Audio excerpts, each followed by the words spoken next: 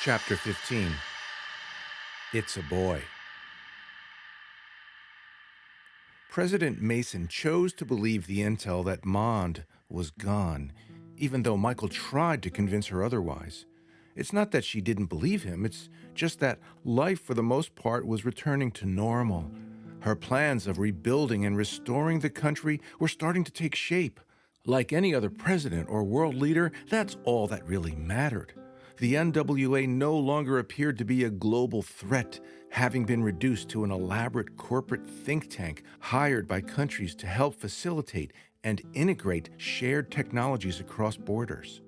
Mistretta was nothing like his predecessor.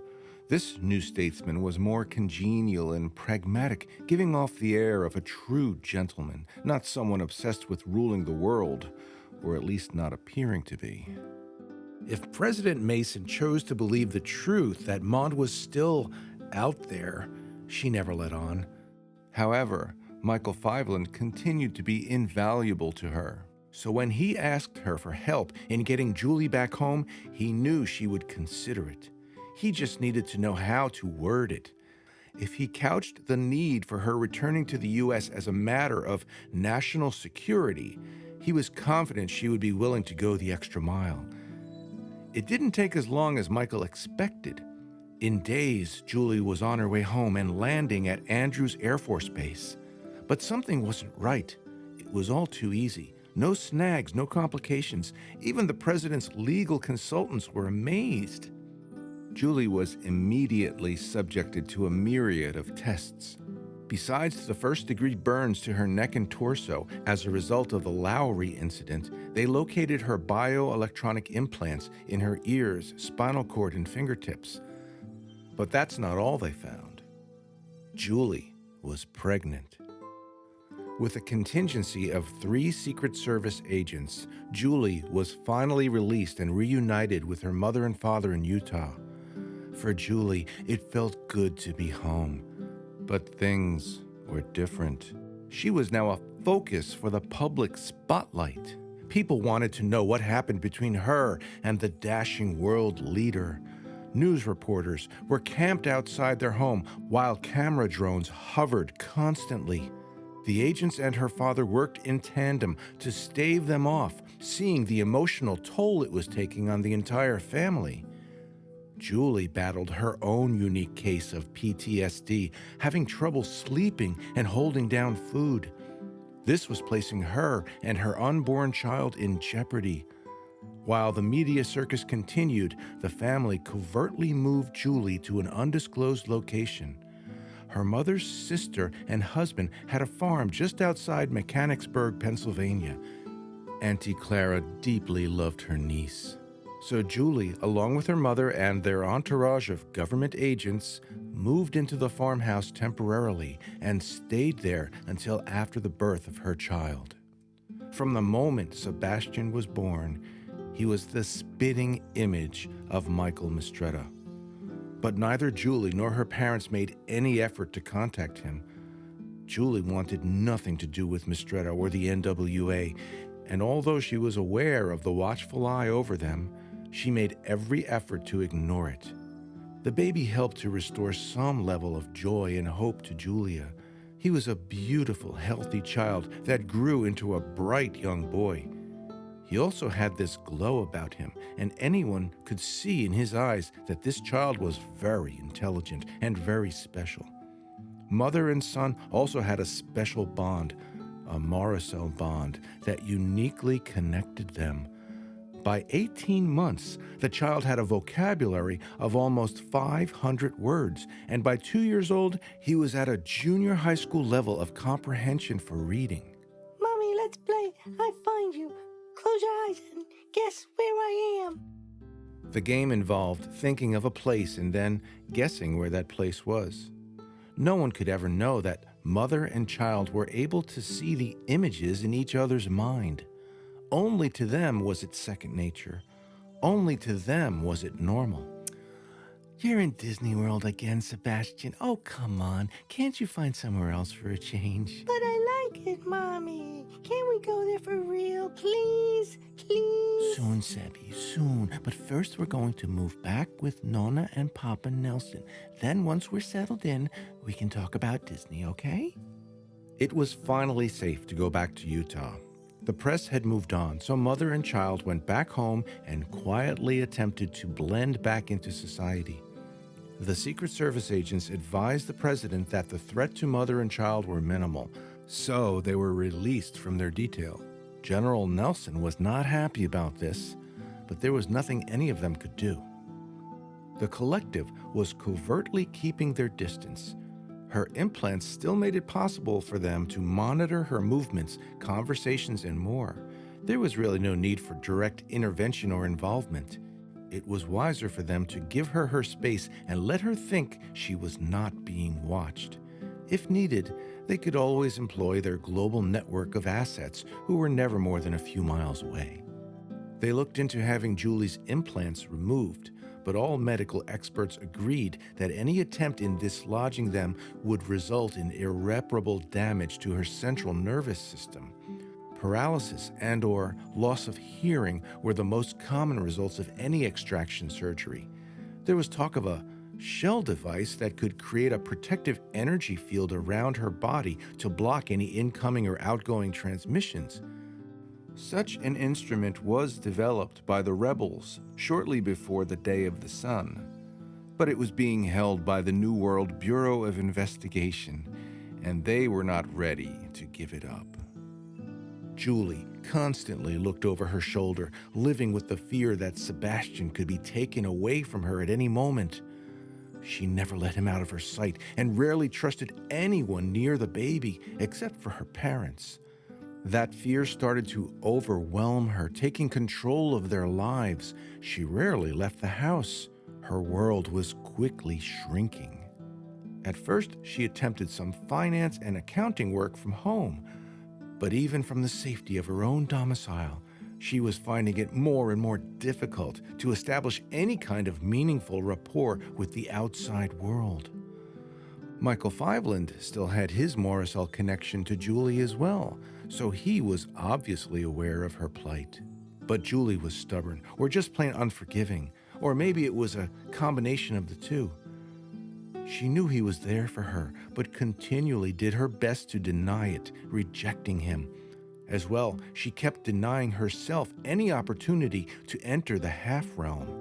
The only time she felt comfortable exploring it partially was with her especially endowed son. So it wasn't until Sebastian started asking about the nice man in the special place. That is when things started to change.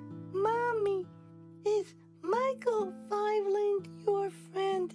Can we visit him together sometime? Inquired the young toddler with linguistics far beyond normal capabilities for his soft and underdeveloped palate. Who told you about him? I meet with him in the special place. He's a nice man. I like him. He makes me laugh. Sebastian, you must never see that man again. Do you hear me? And do not go to that special place without me anymore. But why, Mommy? Because if I'm not there with you, I can't protect you. But every day, Sebastian would find new ways to challenge his mother's authority. His impetuous logic and reason amazed her, but Julie would not back down. Conversations circled endlessly, usually resulting in fits of rage and childish tantrums, radiating from both sides. One such conversation was so unsettling, it took General Nelson to step in and put an end to it. In his own militaristic manner, he ordered Julie out into the living room alone to have a talk. Leonard Nelson may have had his own character flaws, but one thing for sure was he loved his family and could instinctively see to the core of any situation. They talked for hours about everything that led up to Julie's current plight, and both finally conceded that what happened to her was more than commonplace. It was something not of this world. And forces were at play that were clearly beyond their control. Sebastian's unique gift was developing at an alarmingly fast pace, and they needed help. someone they could trust to help make sense of it all and guide them. Leonard wanted to talk more openly but wouldn't dare say any more, aware of the security threat posed by Julie's implants. Finally, using their cryptic family code language, he convinced her to once again come to the Army facility to talk with Michael. This time, she was cleared by the president, and there would be no need to sneak her in. Shortly after, General Nelson escorted Julie and Sebastian down to Michael's secured underground residence area. It was now expanded into a 20,000 square foot living space with his own kitchen, living room, batting cage, and simulated outdoor surroundings. There were periscopic conduits containing light-bearing fiber optic cables that filtered sunlight down to his subterranean level. It wasn't exactly like being outside, but it did offer some vitamin D and a welcome break from the artificial lighting throughout the rest of the facility. As soon as the boy saw Michael, he jumped down from his mother's arms and ran to him. They talked for a moment, as if they were long-lost friends. Julie was amazed. He never reacted that way to strangers, especially men. "Sebi," called General Nelson, "come with me. Papa wants to show you some cool tanks and jets." The boy was delighted to leave with his grandfather, giving the couple some time to talk alone. Once they left, Julie walked over to where he was standing and stared blankly at him. Then, she slapped him across the face. "Funny. That's exactly what I did when I met the person responsible for bringing me into this mess." "But why me?" she responded as tears flooded her eyes. "I didn't want any of this for you, Julie. I was just trying to stop you because I knew what was going to happen if you went to Switzerland. It's incredible. I can touch 1,000 people in the same way I touched you, and nothing happens to them. I have no control over what the morocel does. Shit, I can't even always control where I go or what I see. It's like it has a mind of its own." There was an awkward moment of silence as they both attempted to process years of pretzel logic and tainted memories, half-realm experiences, and the ominous forces of the evil collective who were attempting to exploit it all. Julie's shoulders relaxed a bit as she pondered his words. Finally, she spoke in a soft tone of ken discernment, with tears streaming down her face. "I guess the only good thing to come out of all of this is Sebastian. Oh, he's amazing. I love him more than anything in this world, and I don't know what I would do if anything happened to him." "He is amazing," Michael concurred with a smile. A light returned to her eyes, a light he hadn't seen for a very long time. It appeared that Julie was finally ready to listen to him. Once again, Michael had so much to say and so little time to say it. But the best place to start, he felt, was at the beginning. So he explained what happened to his mother, and then to him. Then he talked about the journeys and some of the people he'd met. He explained what he knew about Mond, Mistretta, and the collective, and how her implants kept them informed of her every movement. "Julie, the only reason we can talk freely right now is because this area is lead-lined. No outer energy transmission of any kind can get in or out. Except, of course, for the morocel." "And Sebastian has it in him as well, then?" "I'm sure of it. But it's different for him than it is for me and you. We know where our morocel fibers are, your neck and my hand. But I can't tell where it is in his body. One thing I know for sure. The kid can barely walk, and he already has a full awareness of the half-realm. And I have a feeling this is only the tip of the iceberg. Now that he's learning to explore his surroundings, we need to find out as much as we can about his capabilities." "So we're never leaving this place, are we?" "This is the best for you and Sebastian. Your father's taking care of the arrangements. He's planning on selling his house and moving your mother and himself in here as well. We don't want to give the collective any leverage. They're ruthless, and they'll do anything to get the morocel they need." But they had their opportunity when they had me. Why did they just let me go? He told her the story of Maximilian Cole, the man who from birth was being groomed to become the successor to G. Aston Mond. He was allowed to be raised by his mother in what seemed to be normal conditions. They had no idea how Mond was watching from afar. They wanted Cole to finally join the collective after experiencing the hardships of life as someone who had to fight for everything he had achieved. This was Mond's experience before being assimilated, as well as the case of so many other previous hosts. If someone was raised in the lap of luxury and privilege, like Lowry, they could not excel in their duties as a host body. They simply lacked the determination and the tenacity needed to succeed. And even though Stephen Lowry was highly capable as well as being extremely loyal to them, he never developed the instincts required to control the collection of souls, memories, and voices, all constantly vying for position in one brain. Julie stood up and walked over to the simulated back porch. An animated sun loomed overhead, brightly yielding that mid-morning sunlight from the surface. The Utah desert landscape was impressive, but the longer you stared at it, the easier it was to realize it was nothing more than just an elaborate movie studio backdrop. They really went out of their way for you, didn't they? I guess it could be worse. The sun even rises and sets. Not sure how it does that. I don't really care. I spend so much time in the half realm. When I'm back here, I either read or just drink myself to sleep. It was you making the president look good all these years, wasn't it? That's why you're here. You're not only being protected from the collective, you're here to inform her, to find out things for her. No one knows it's been you all along. She turned and stared at him in a way that forced him to look away.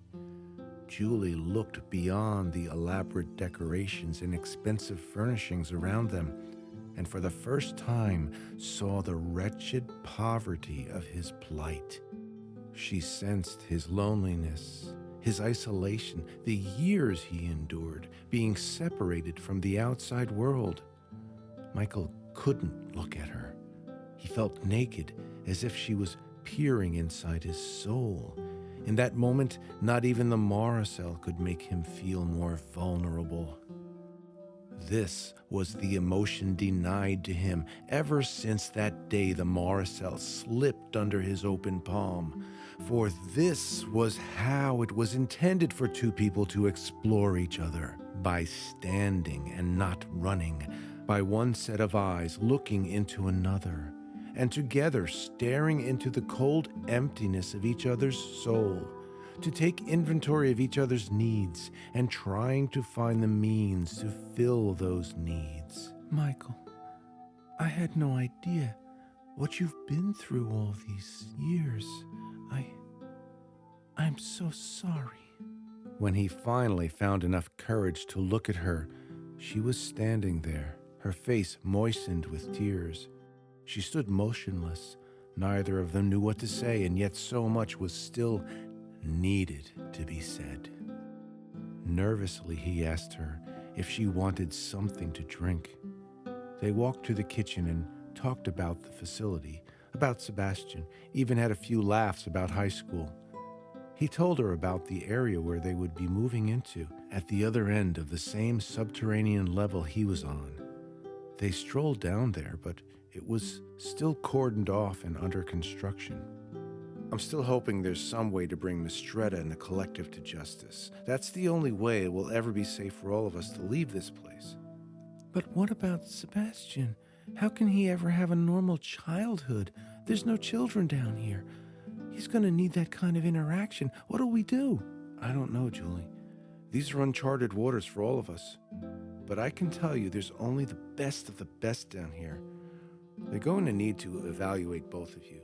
Now, I don't expect them to find out anything more than what they've learned by watching me, but at least they should be able to tell us where the morocel is in his body.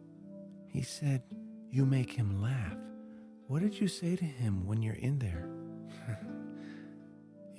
The only way I can really explain it to you is to take you there. Oh, no, not me. I'm not doing that. I mean, what if I can't come back? You always come back. There's nothing to fear. It's really the most beautiful experience you can imagine. But you have to surrender to it, just like I do, just like Sebi does. Julie was still unwilling to take the plunge. Suddenly, they heard Sebastian's voice and the tiny pattering of his steps. In he walked with his grandfather, returning from their tour of the underground garage, housing hundreds of military land and air vehicles, some of them not yet seen by the public eye. Julie ran to meet them and picked up her son. Mommy, I saw an F-39 maglev Raptor. It can do Mach 3.6 and it has That's enough, Sebastian, interrupted the general. Remember what I told you, no one knows about that yet. Later that day, Julie's mother joined them.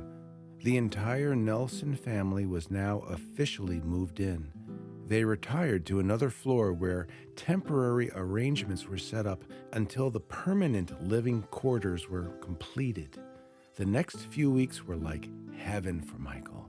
He finally had people to relate to, people that understood who he was and where he'd been. It didn't matter that Julie had never fully entered the portal to the half-realm, nor did it matter how the only other living person in the world who did was a 2-year-old. He started making less journeys, preferring now to spend real time with real people he could touch and talk to. Ellen, Julie's mom, was a great cook, and she insisted that Michael join them for dinner each night. They talked and laughed the way people used to, around a dinner table, or watching a movie, or teaching Sebastian how to play Monopoly, which he was disconcertingly good at. Michael even stopped his excessive drinking. Sebastian would still venture into the half-realm. His favorite time was early in the morning. Like clockwork, around 7:30, Julie would watch him close his eyes and dip his head. Then, only a second later, he'd reopen his eyes and stare momentarily, often with a look of excelled maturity, spewing words and thoughts far beyond the scope of any normal toddler. It's always so quick, Julie told him as they sipped wine together on his deck, looking up at the projected stars twinkling above. It was just the two of them. The family was asleep. It's like he blinks, and then suddenly he seems older, more experienced. That's what the half-realm does to you. I could show you for yourself, but I understand you're not... Take me there. Julie was finally ready. Michael looked at her and cleared his throat in anticipation of saying something brilliantly cogent, but stumbled in response. Finally, repositioning her body squarely to his, she nodded her head and took his hand. They waited. Nothing happened. No fountains of light. Nothing was fading. No new landscape was appearing. Just two people staring at each other, wondering what comes next. But as the seconds ticked on, something else was developing. For this moment was not about the morocel or the half-realm. It wasn't about the collective, the government, or even Sebastian. It was about two people struggling to keep their heads above the tempestuous waves of confusion and uncertainty. It was about that frozen moment when the heat of a stare threatens to melt the ice of indifference and the coldness of etiquette. It was about when a man and a woman peer into the void of each other's lives and disclose their vulnerabilities, their souls struggling for expression but still held back by their own self-imposed boundaries. So he kissed her.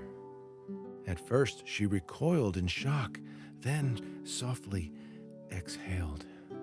but their eyes stayed locked in that rapturous stare. He wasn't sure if he'd overstepped his bounds. Apparently, he didn't, for she reached back in for a second kiss while wrapping her arms around him. Their wine glasses fell haphazardly, crashing against the concrete slab of his faux backyard patio. It was the most beautiful sound Michael had ever heard.